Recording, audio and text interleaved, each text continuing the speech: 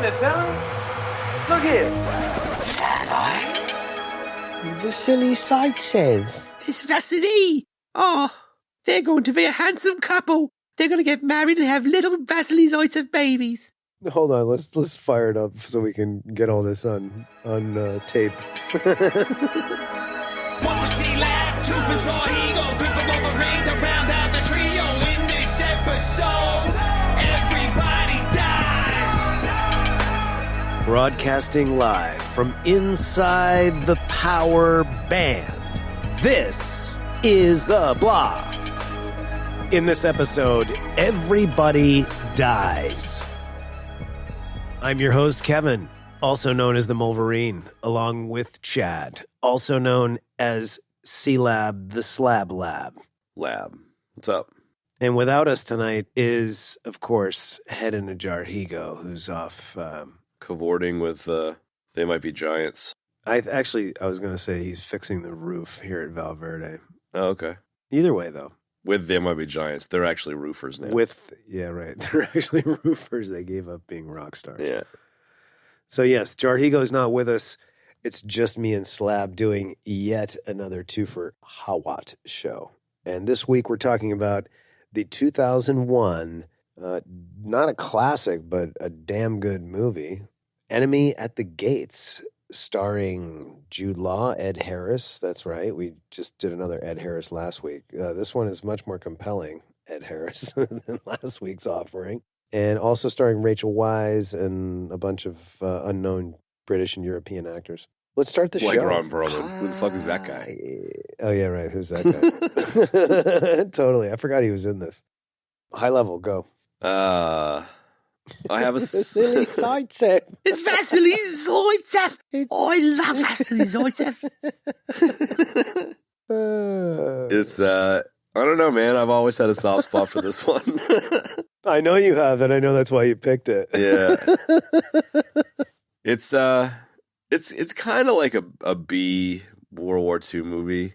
Yeah, it kind of is. That comes off well. Like, it's a B that wants to be an A movie, and it's enjoyable, and it's all kinds of ridiculous, and it's, pretending to be a bunch of Russians, but it's actually like Brits, and portrayals of the different factions in the war, et cetera, and squeeze a random ass love story into the mix, which is kind of ridiculous, but I kind of like it too. It just gets better and better, dude. And you've got like psycho Nazi sniper Ed Harris. Like, what's not to love, Fair enough.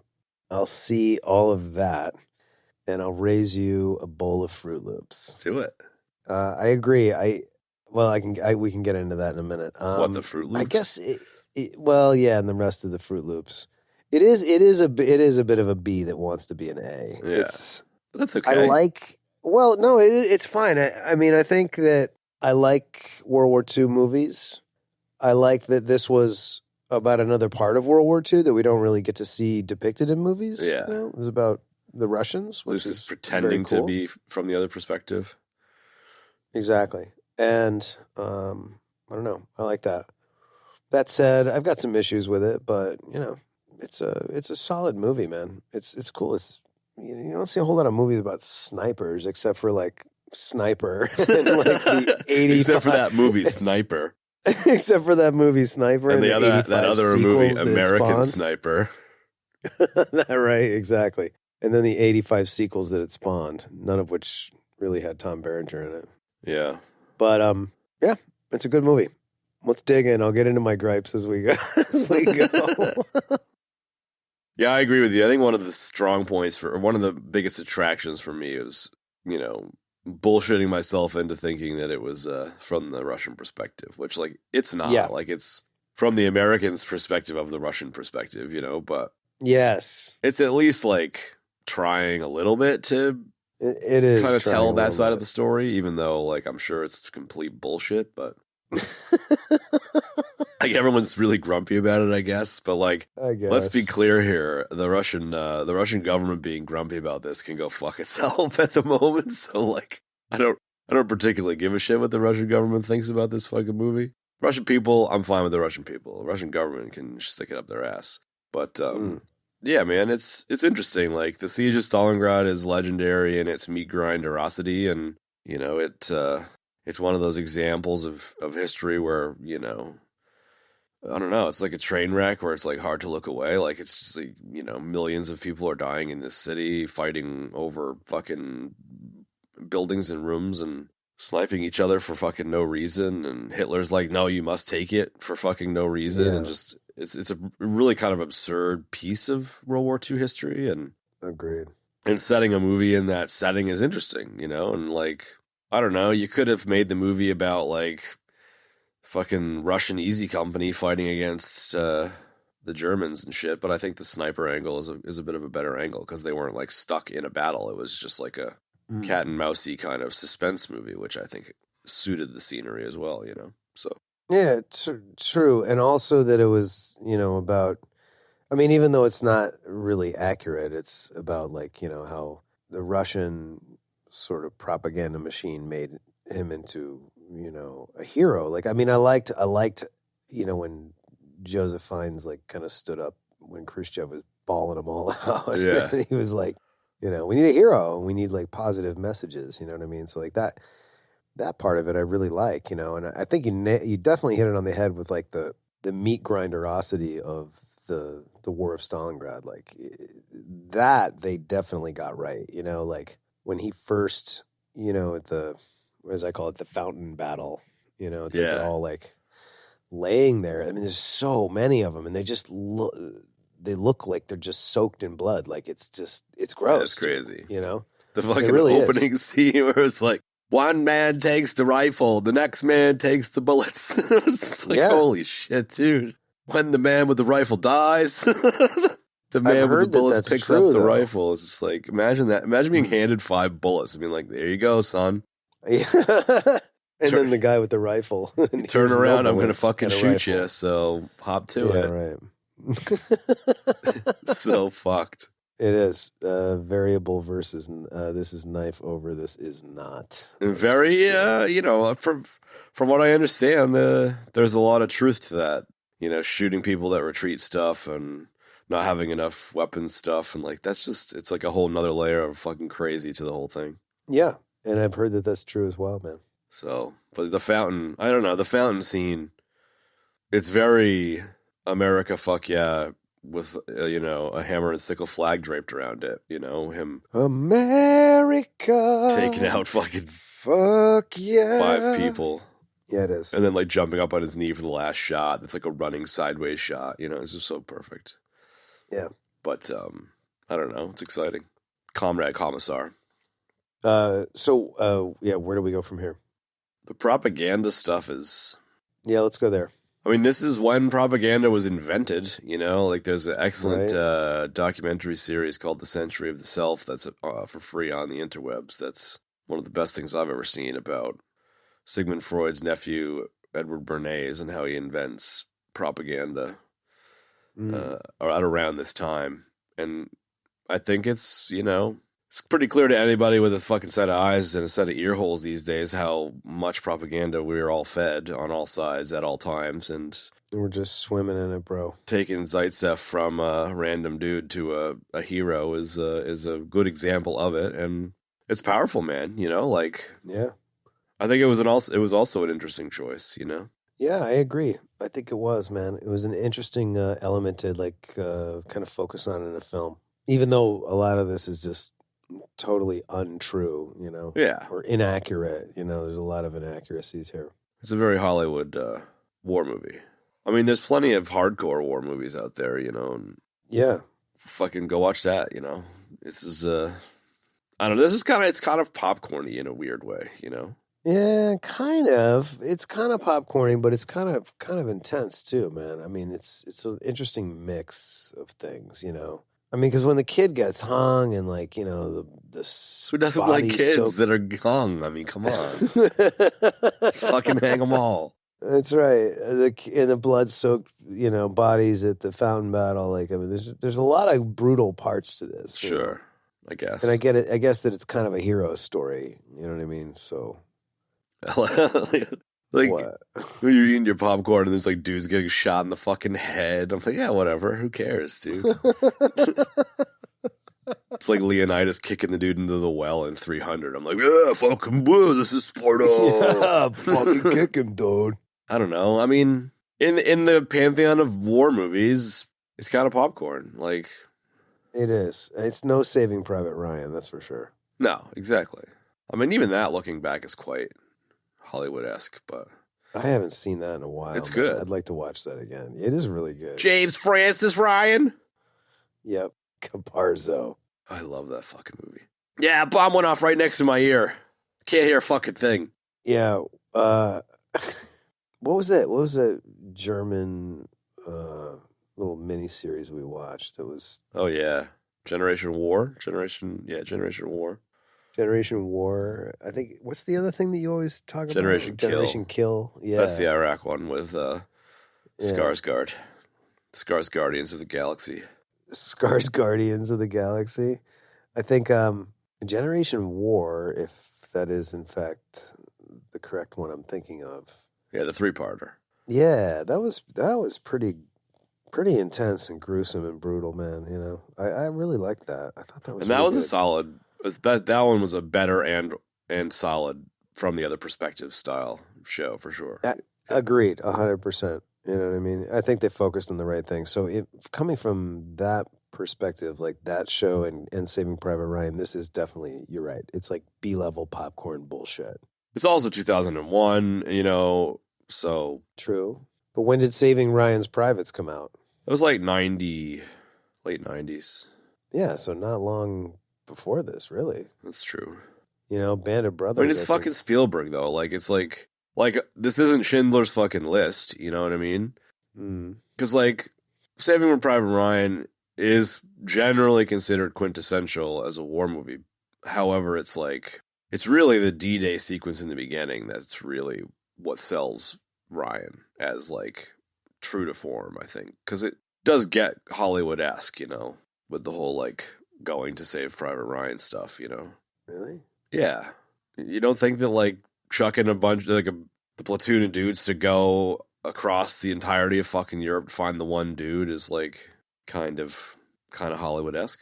I guess, yeah. But I mean, I don't know. What happens along the way is very much war, you know, like warlike and very, Yeah. I don't know. Like, I mean, you could put this movie with Band of Brothers and it could almost be like another episode of it. You know, it's so, I guess. Band of Brothers is fucking amazing. dude, Band of Brothers. Steamboat is- Willie, toot toot, up 'em. Holy shit. Yeah, I don't know, man. Betty gave him Totally. nice hams. Yeah. Yeah. Totally threw me off, dude. Betty Boop. Betty Boo. in terms of the tightest World War II stuff, I mean, like Band of Brothers is at the tippity top. Like it's like Yes. cream of the crop stuff. You know, Saving Private Ryan is pretty damn solid, and this is not Saving Private Ryan. You know what I mean? It's not Schindler's List either. It's not going for kind of either of those things, and I think that's one of the attractions to me. Is it's like from the Russian perspective, a bit Russian/German cat and mouse kind of suspense with like, you know, some backstabbing and twists and turns and kind of playing games with each other from the sniper counter sniper sense, and then, you know, you get the sprinkling of shagging in the fucking weird hallway with a bunch of dudes with Rachel Weisz. Like, I mean, that was pretty hot, to be fair. Like, there's a lot. It's got a lot going for it, you know. But it's like was it's so hot, B dude. movie now. All right, fair enough. Like sniper tit for tat, and then like Rachel Weisz is in love with the main character. You know, you're just like, okay, I'm in. You son of a bitch. You son of a bitch. I am in. And Bob Hoskins as Yeah. Khrushchev is fucking hilarious. Dude, Bob Hoskins was great. He was great at playing a just like intense sort of parts like that. He's got a lot of fire in him, man. I really like that a lot. No doubt. Yeah. I tell you what, I really going back, kind of focusing on the whole Vasily Vasily Zaitsev. Zaitsev. Oh, Hey, Vasily Zaitsev. he's been to my house before I've touched his rifle.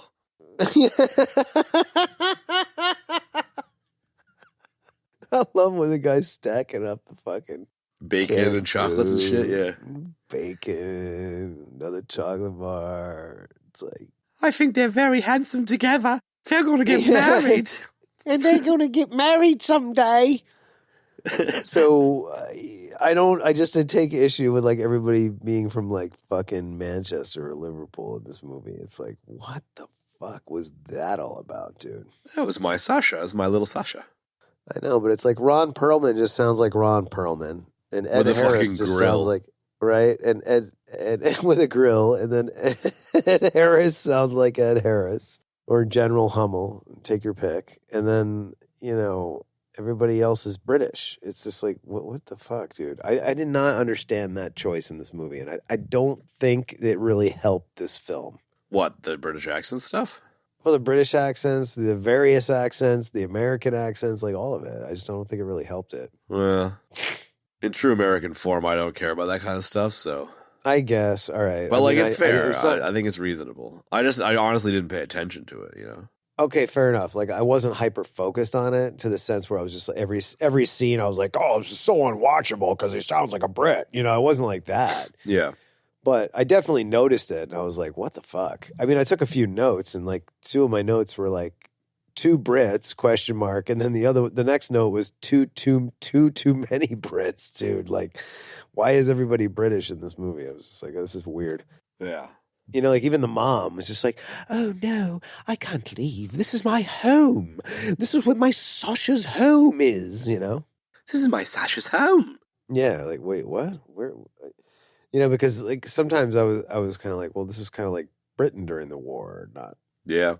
Russia during the war. I don't know. Like, why didn't they just go with everybody doing like Russian accents? You know what I mean? Like that would have been something. Way better. Totally more plausible. Totally more betterer, man. The one thing I didn't pick up until this viewing is like the music is really kind of basic, which I like, and the dates, so it'll be like September 20th, 1942. And then like he'll shoot 60 people, fight in 7 battles, and then like 10 minutes later it's like September 21st. It's been one fucking day. And you're like, seriously, dude? Like the whole movie takes place over the course of like 14 days. I know. And the right? guy ages like 30 years in that time. It's so funny. Right? But yet he doesn't age a day. I don't know. I guess like they must be keeping to the couple-month timeline of the actual siege of Stalingrad, but I just thought it was kind of funny that it was only over the course of like 2 months. Is that what it was? Was it just a couple of months? Jesus Christ. Oh boy, here we go. Get the black lung paw. That's right. I don't know. Like the snipers. It's a sniper movie. It's about snipers. I love snipers. Who doesn't like snipers? I agree, dude. I am all about snipers, man. In fact, when I'm not doing what I normally do, I'm out snipering. I'm out Nagila. I remember fucking Man Geek Sunday with Halo, and you just be like up the side of a fucking hill and lying down in the grass with the fucking sniper rifle, dude. I did. Oh, that was the best. I did. It was a lot of fun, too. Yeah, who doesn't like snipers, dude? It's like Ed Harris the sniper versus Vasily the sniper. It was great. And a lot of the sniper scenes were great, man. Like, there was some great battles, and there was a lot of great sniper action in the movie, Yeah, totally. Thoroughly enjoyed. And I thought the ending was really great, too, man. When they finally have the sort of final showdown, I mean, it was somewhat anticlimactic, I guess. It could be seen as anticlimactic. I thought it was good. It was Vasily just standing there with his weird sort of tarp rags blowing in the wind, Yeah. I mean, I think, Joseph finds his character sacrificing himself, which was very Hollywood-esque, but like that was the stakes at the end there, like it's let me do something for you. It just gets popped in the face. Right? Let me show you where the major is. Okay, whatever, dude. He was a sad guy. Yeah, he was. I totally didn't put 2 and 2 together that he's Fred Waterford from The Handmaid's Tale, which fucking blew my mind. Oh, I still haven't seen that, man. Is that good? It started out pretty good, and then it just gets weirder and weirder and weirder. It just got really fucking weird, like, I don't know. It got weird, and then it got even weirder. It started with tons of rape, and then it got weirder, so. Yeah, wow. Well, you can't get any weirder than rape to begin with, so. Yeah, it's I don't know. It's like gone on for like 14 seasons now, so that's, everything gets weird after that much time. Yeah, that's true. It was an interesting show for its time. I haven't seen the latest season, but he's great in it. Like, he's fucking amazing in it, so it's very fucked up, though. Oh, you mean in The Handmaid's Tale? Yeah. Yeah, he seems like the kind of guy that would be in The Handmaid's Tale. He seems like a rapey guy. No, I could see him in like a sort of dystopian, post-apocalyptic kind of British douchey role. He kind of fits right in there. Sure. Dude, holy shit. Dude, Lucas's giblet chin is just freaking epic, man. Who? George Lucas. Why are you looking at George Lucas's giblets? I don't know, man. I just came across my phone, dude. I was like, wow, that giblet chin is sick. I mean, he's definitely got a legendary giblet. He does. He's got a gibber. You can throw a fucking pod racer in there.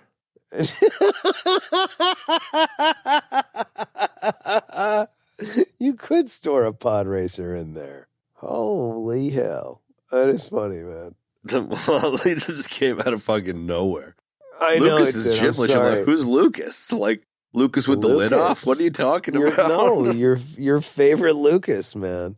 My favorite Lucas to hate on. Your favorite Lucas. Yeah, George Lucas's giblet chin. I love how he keeps trying to, like, shape it and define it with his beard. And it's like, it's not working. He could just take one of his $1 billion and have them sort that right out. I know, he could, man. They could give him a whole new face. Maybe he's just proud of his giblets. Maybe he likes giblets, man. All right, sorry for the giblet chin digression. No, that was a very I know worthy- how much you like giblet chins. I mean, I who doesn't like giblet chins? I just came across a picture of him. I just thought I'd share it. I'm sorry. She is still on, Maura. The machine is still on. Speaking of giblet chins. Indeed, right? Your favorite. That was like. Now I want to see George Lucas as a Colombian drug lord. Oh, really? Mm-hmm. That's where you're going in your head with this? Yep. I like it. He's so like, he's so kind of bookish though. He doesn't really fit the bill. So was the other giblet dude. He was just like fucking playing baseball or whatever. I know, but he was freaking intense, bro. I guess. Come on. You don't think? Dude, I bet you. I bet you if you get Georgie Lucas mad enough, he'd start yelling and you get scared. He might, dude. But like, I can't remember that actor's name that plays Escobedo. But Escobedo is like, dude, he was breaking people's legs with baseball bats, dude. Yeah. In the Lindo Coffee Company lounge. Lindo Coffee has many customers. Are you offering to help with the collection of an unpaid bill? Miguel Sandoval. Miguel, that's right, Sandoval. The original Latin American giblet chin, dude. Whoa, hang on a second. I think he got a tummy staple here. He's looking good. Who, Miguel? Yeah, dude. What? Out of here, man. Check out it. He's all like silver foxed out now. Way ahead of you, bro. Maybe there is some giblets, and maybe it's just the sweet stubble that's masking it. Miguel Sandoval. Let's see what old Miguel's. Whoa, dude. What's up? Dude, his sweet stash. He's always had a great stash. Yeah, he's always had a great stash. Right? But now he's looking very California, bro. Very svelte. Right? I got a picture of him right here with some tats and a goatee, dude. He is looking very svelte, very tough, very sexy. I love how far down this rabbit hole we've gone. I love it, dude. He is definitely looking California, bro. Okay. Before he was kind of, feeling Minnesota in the winter, dude, with a giblet chin. But but now he's very Cali.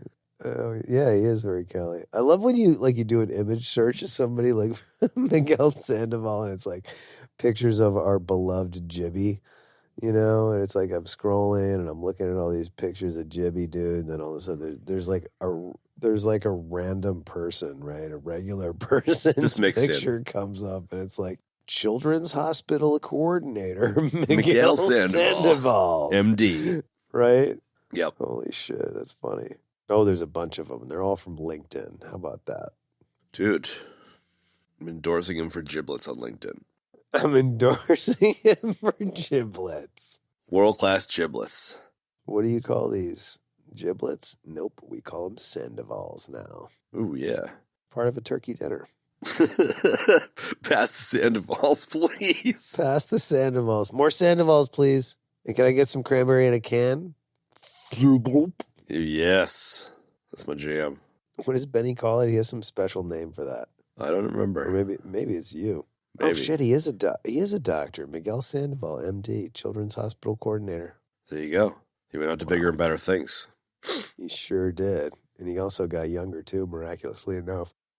Well, that was Enemy at the Gates. Anyway, Enemy of the Gates. So, even though this movie doesn't have Miguel Sandoval in it, it should. So, right? So I think I was talking about the sniper action. Or what Sniper on sniper action, yeah. Yeah, the sniper on sniper action was really good, man. You know, I liked it. No doubt. There was some nice gunplay there, like, you know, like getting into like the sort of the sniper's habitat, as it were. You know, I liked it. Vasily had his little minions that would scamper around. He did, and then he met Tanya, dude. Ooh, Old Tanya. Oh, Tanya. What's not to love? Rachel Weisz, man. This is like, oh my god, classic. This is classic Rachel Weisz. Totally. She's a knockout, even when she's a random Russian soldier. She's been in everything too, man. I mean, my god. Yep. Absolutely. You know what I mean? Old Jibby. She is definitely not a giblet chin. No. No. She's great. You mentioned Ed Harris, man. I think, like, this is the Ed Harris I know and love. Nazi Ed Harris. Yeah. I don't know. I just love it. I love my Ed Harris. Favorite Ed Harris, man. Nazi. Everybody's favorite Nazi Ed Harris. Ed Harris. Nazi Ed Harris. Right? Everybody has a favorite Ed Harris. Mine's Nazi. Mine is Nazi Ed Harris. I don't know, man. I mean, Abyss Ed Harris is definitely the best Ed Harris, I think. But Nazi Ed Harris is pretty solid. Yeah, I mean, Abyss Ed Harris is kind of my Ed Harris. That's kind of my original OG Ed Harris. I mean, I know he was in a lot of stuff before that, but that was the thing that I first saw him in. Yeah. You know? So, you know, I was like, what up, bro? What up, Abyss Ed Harris? Sweet hat, dude. Exactly. He'll always be bud to me, dude, you know? Virgil Brigman.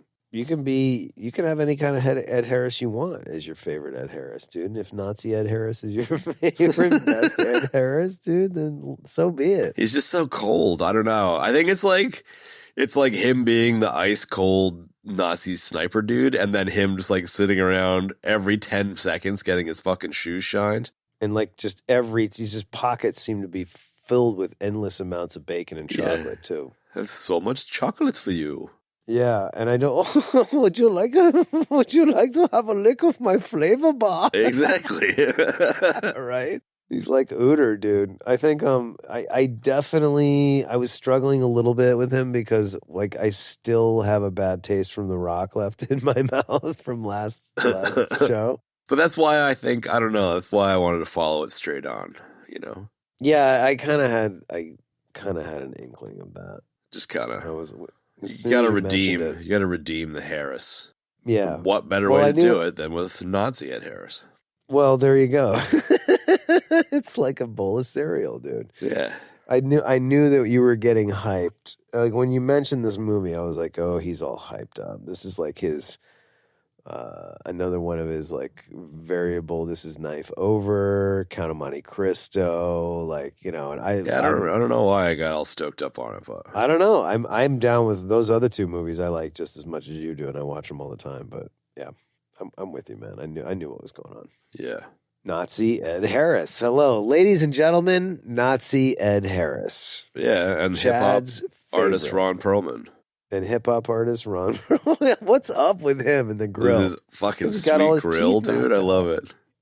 Why? How did he get all his teeth knocked out again? They say the story in the movie, and I Yeah, can't he's like remember eating what it is. soup, and he's like, they dunked to me, and then they were like, bam, bam, bam.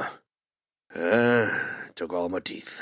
I'm like, okay, bud. Dude, that's freaking crazy.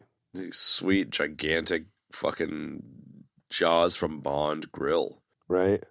I did like that he was like a former kind of student of Koenig. Major Koenig in the sniper school in Germany. Yeah, and totally. shit. It was kind of interesting. Yeah, for sure. It made for an interesting angle. I thought he kind of had somewhat of an unceremonious death because that was a pretty interesting plot device. You know what I mean? To have like, here's this guy who like trained with them before the war started, like blah, blah, blah, blah, blah.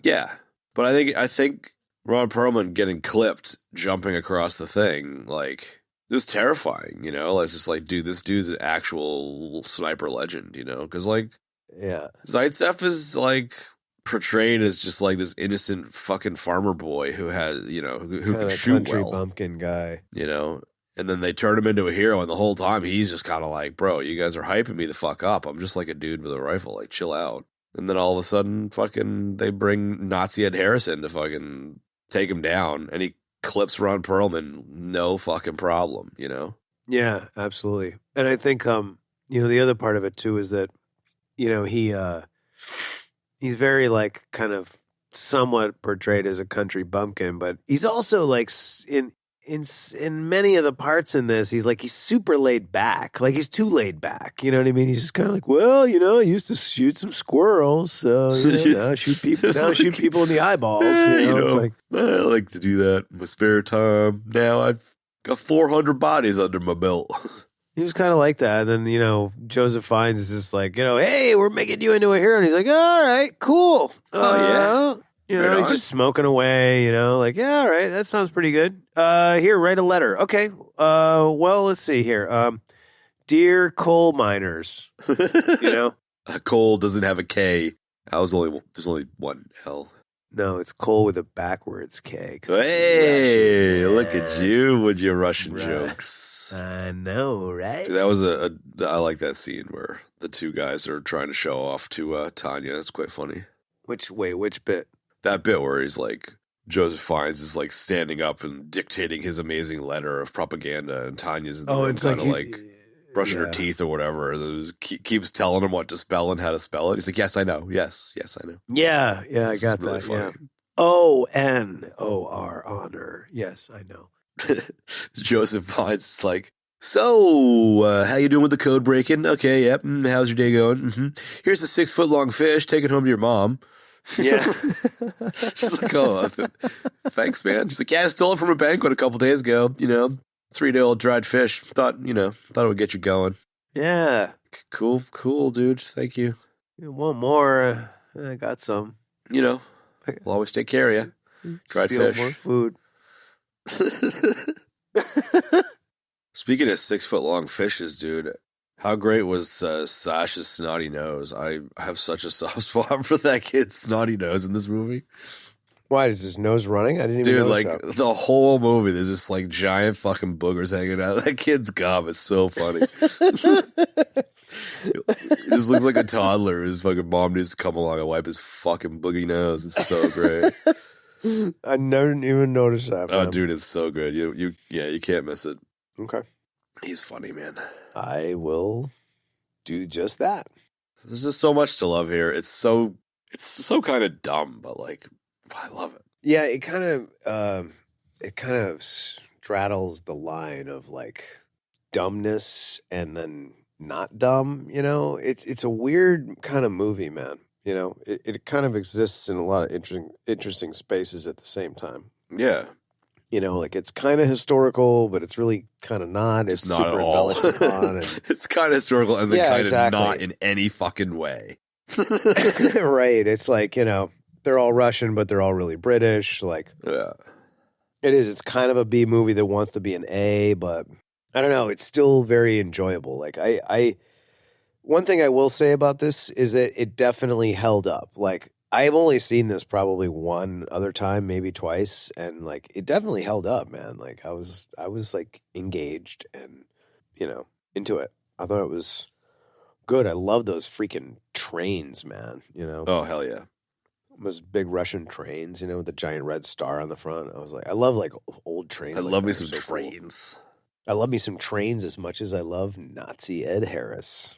I mean, second place to Nazi Ed Harris, but yeah, fair enough. I mean, of course. Yeah, I mean, like, I think the reason why I would say it's like a B movie that wants to be an A is because, like, at the time it was one of the highest. I think it might have been the most expensive British movie ever when it came out in terms of budget. So, like, I think they were really going for A, and they just didn't quite get there, and it's totally fine and forgivable, I know, but dude, they definitely spent a lot of money on this movie, dude. There's so many freaking extras, dude, and like And the sets and costumes shit were really and, pretty like, solid. Yeah, the sets were crazy. They built them all. I read that they built them all from scratch in Germany, dude. I was like, wow, really? So, I didn't realize that this was the dude that did 7 Years in Tibet, like the director. What? Yeah. Really? Jean-Jacques Annaud. Huh. I didn't know that either. Yeah.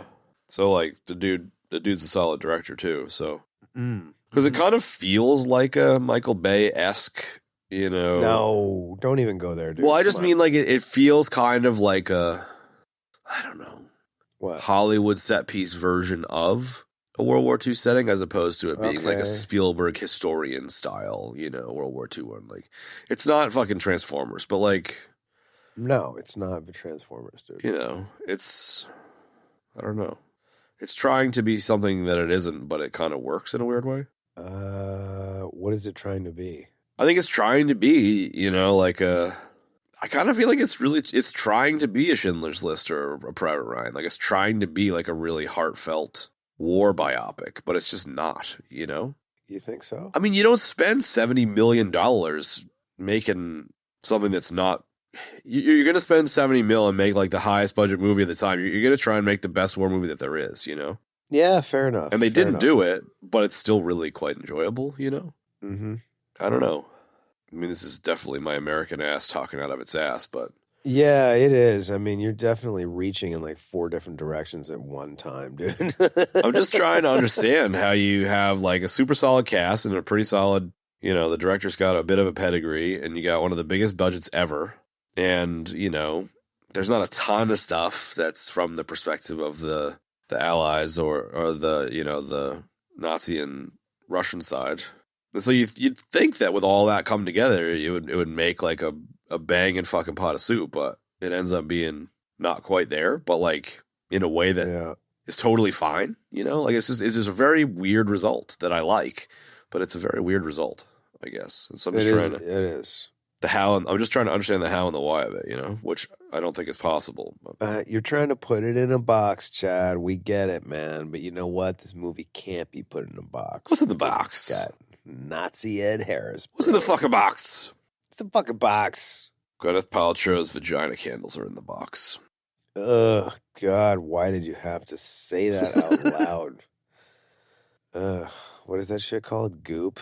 Goop. Wow. So I don't know what else. I don't know. I really don't know what else. I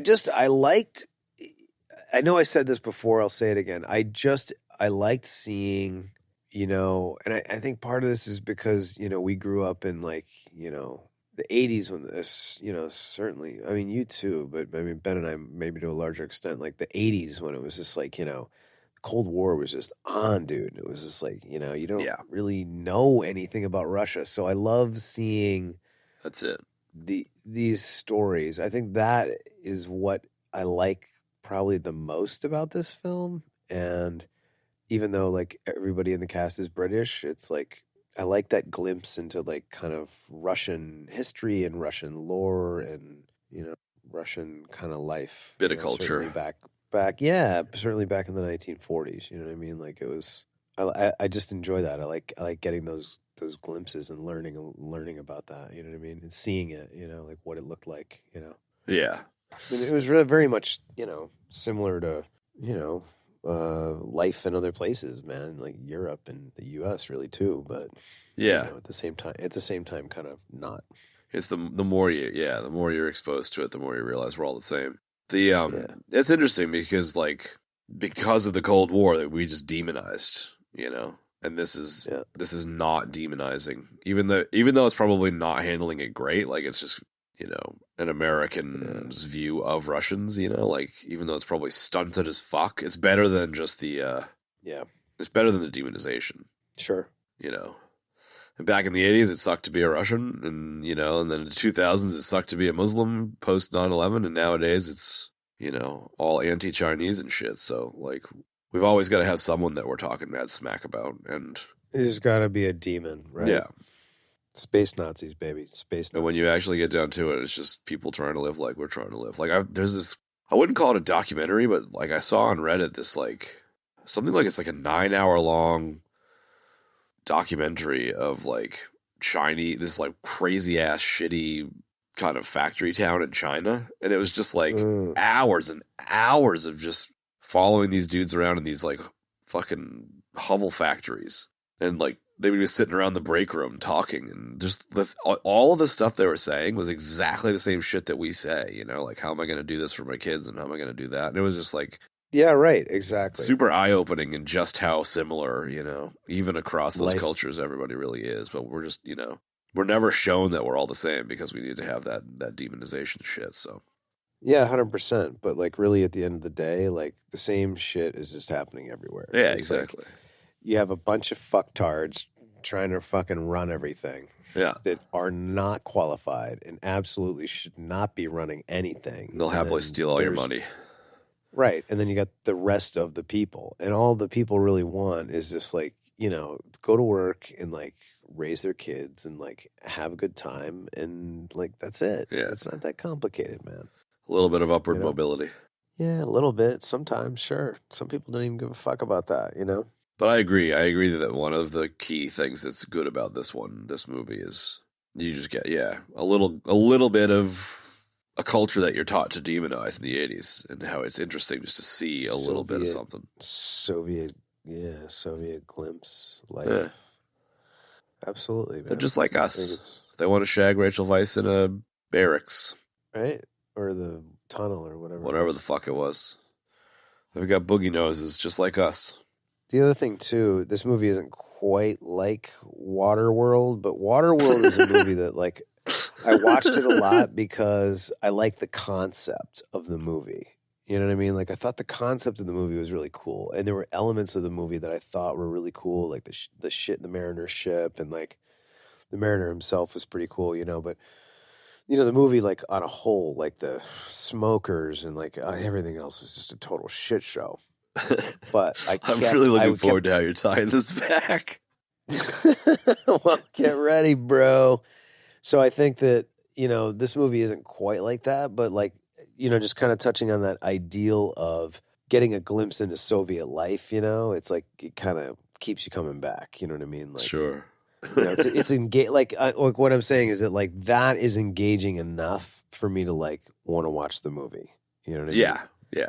And stick it out through the whole thing. That was really the only comparison I'm drawing to Waterworld, is that I liked the concept of Waterworld and I liked some of the elements of it, and that was always enough to get me to watch the movie, numerous times. Yeah, you know what I mean? That and the pee drinking. Well, not the pee drinking. Not the pee drinking, man, but that always gets me watching.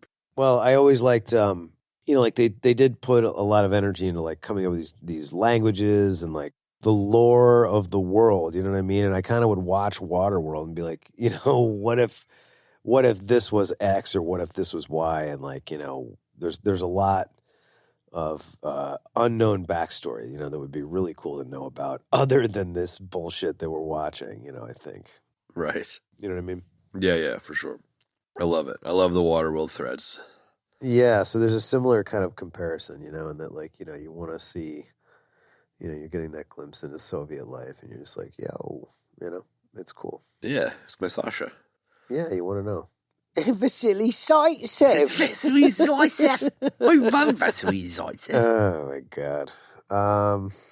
Yeah, I don't know. Do you got any notable I don't really have scenes? any. Nah, I mean some bits and bobs. The scene in the where they pin Zaitsev, where he's pinned down behind that oven, the stove. That's a pretty cool sequence. Great, right? Yep, he gets blinded and shot in the hand. There's just some really cool cat and mouse stuff, I guess, maybe to reinforce that. Yeah, no. There's a lot of that, man. I said that before. Like the sniper scenes themselves were really good, and it wasn't just like two guys in two different buildings like trying to shoot the shit out of each other. Like they got kind of creative with it. You know what I mean? In terms of like them going through the pipes, and then that whole scene occurs, like the one you just described, and like the one at the end, aside from Joseph Fiennes' sort of Hollywoody, Yeah. let me show you where the major is. Like, they're just sitting there waiting each other out until one of them finally gives and gets up. You know what I mean? Yeah. So there's like a bunch of that. And then, the hanging the kid was pretty fucked up. No doubt. Too. My Sasha. It's my Sasha. That was the kid goes, I wrote this down because I knew you would kind of like this. He goes, my mother or something like she makes the best potatoes and bacon in town. I was like, really? Oh my god. Really? Fucking Sasha. Yeah, that's great. Snot nose Sasha. Exactly right. You got any nugs then? I don't know. There were some interesting nuggets out there. They're mostly like historical, which I thought was kind of interesting for a change, Yeah, I didn't really find anything of note. I don't know. There was no like Major Koenig was not really like a real person. I think he was somewhat of a McMuffin dude because there was a sniper guy, a German sniper that had a completely different name, but they sort of made up Koenig because they didn't want like their main guy, their best guy, to get kind of or them to think that he was killed or whatever. So I thought that was kind of interesting, Yeah, and I guess Zaitsev was like an accountant or some shit, so he wasn't some fucking hillbilly podunk dude. They took some liberties, but whatever. Yeah, they did, Unacceptable. I will. Totally unrealistic. I am skimming through some IMDb nuggets, and I will say this. This is kind of interesting. It took a team of 300 people nearly 5 months to create all the prosthetic corpses seen in the film. That's fucking crazy. That is pretty crazy. It is, because there's a lot of bodies. There are a lot of bodies everywhere. I mean, this movie is definitely blood-soaked, No doubt. Yeah, it was well handled. Yeah. I don't have any other nugs. No? Nah. I don't think so. You got any deaths? Did we have any deaths? We did not have a single death, dude. That's lame. I know. It's all right, though. I don't know. I'm trying to be okay with that, but my nature is for death. There you go. What can I say? Yeah. And Nazi Ed Harris. And Nazi Ed Harris, exactly. And Ron the Grill Perlman. Dude, so good. All right, what are we going to rate this baby? No, man. I actually had this at a 6.9, which just seems crazy high. What? Dude, come on, man. I could name 5 movies off the bat we've done that were better than this. Yeah. I know you rated it a 5. Yeah. But Stallone's 5. Yeah, I rated this in 2021. What? A 6.9, yeah. That's 2 years ago, not even. So, there's that. Yeah, I don't think it's a 6.9. Like, a 5 is good, a 6 is really good, a 7 is great. So, like, this is like... Definitely I had a soft spot for this in the World War II style movie pantheon. Right. But I wouldn't say it's a 6.9. I wouldn't either, dude. I mean, at this stage, nothing could be above a fucking 5 just because of how it's going. I know. I'd say it's better than the D&D movie. It's debatable. Really? I mean, the D&D movie is totally different, but I've been saying category for category, I feel like they're kind of the same, man. Yeah. What did I rate the D&D movie? Probably like an 8. 9.2, bro. What? Really? Yep. Well, there you go.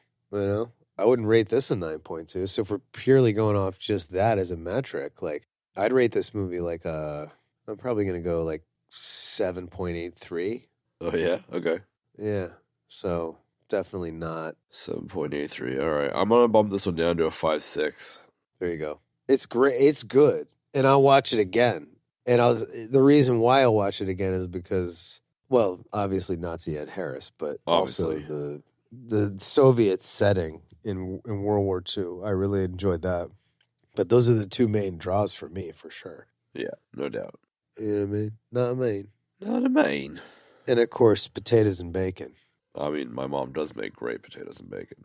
No, that's what I'm calling Sasha from now on. Potatoes and bacon. Okay. Potatoes and bacon. Potatoes. Potatoes and bacon. Oh, Sasha. Oh, Sasha. Why did you? Anyway. Why are you a traitor, Sasha? Filthy little traitor. Yeah, I won't really expound more on my Yeah, because fuck you. That's why. 7.83, because fuck you, man. So anyway, yeah, there you have it, folks. What are we gonna do next week? Do we decide yet? Nope. What do you want to do? I don't know. What do we got? I don't know. We could do Count of Monte Cristo. What? Bro, what? Deja Vu. I started watching Deja Vu like a week and a half, 2 weeks ago. It's Deja Vu. Denzel and What about Fallen, dude? That's a good one. that's a Denzel movie too, right? Yeah. The guy that keeps like changing bodies. Yeah, that's a great movie. I love it I love when we look at the name of a movie, we're like, dude, that's such a good movie. I can't, and then we watch it and we're like, wow, that sucks. Wow, that was bad. All right, let's do it, man. Fuck it. Fallen. All right. Time is on my side. Yes, it is. John Goodman. Is he in that? Yeah, man. He's his Hold fucking on, bro. partner, bro. Hold on. Johnny Goods. All right, Fallen. Let's do it. And what's his name? Isn't Elias Koteas the evil spirit guy? Pretty sure he is. Indeed. So there you have it, Indubitably. folks. And James Gandolfini and Donald Sutherland. There you go. You got Elias Koteas, evil spirit body switching guy. In the something 90s classic, The Fallen. Or no, it's Fallen, right? Fallen. Just Fallen. 1998. 1998. So stay tuned for that next week. Thanks for joining us again, everybody. We so much appreciate you joining us every week for the show. And we will see you on another time. And that other time will be next week. Bitches. See ya. And that's going to wrap up this week's episode, folks. If you'd like to check out the show notes for this week's show, you can do so in your podcast app of choice or at our website, ebd.fm/episodes/215. And if you'd like to support us in our endeavor, help us keep the lights on, you can do so in a number of wonderful ways. You can contribute directly on Patreon. You can also tell a friend to check out the show, and you can also rate us and review us in your favorite podcast medium, and we would much appreciate that. And we do appreciate it when you do it. So please do some more of that. That would be great. And then also jump in on Instagram and join in on the conversation. At EBD Podcast is the handle we use. Thanks for tuning in for Enemy at the Gates. We'll see you next week for Fallen. That's it for now, folks.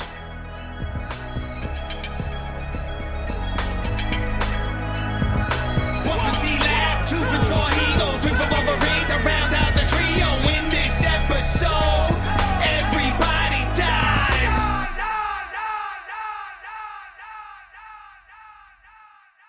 Beady, beady, beady. Stop into it.